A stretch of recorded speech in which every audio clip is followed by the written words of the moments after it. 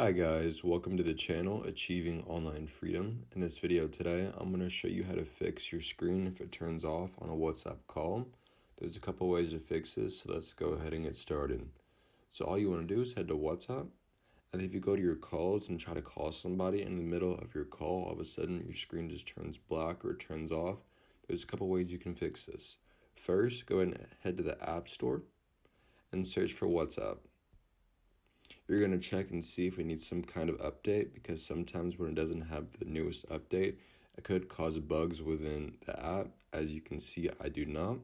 So the next thing you can do is to go to Settings. You then want to scroll down to find General, and then find iPhone Storage. Once you're here, go and scroll down or search for WhatsApp. Once you have found it, you then want to offload the app. All this will do is free up storage used by the app, but keep its documents and data safe, so you don't have to worry about any of your data disappearing. Once you're done offloading the app, go ahead and reinstall the app, and then go ahead and clear it, open it back up, and see whether or not that has improved the calling. Finally, the last thing you can do is head to WhatsApp, go to Settings, and then you want to click on Storage and Data.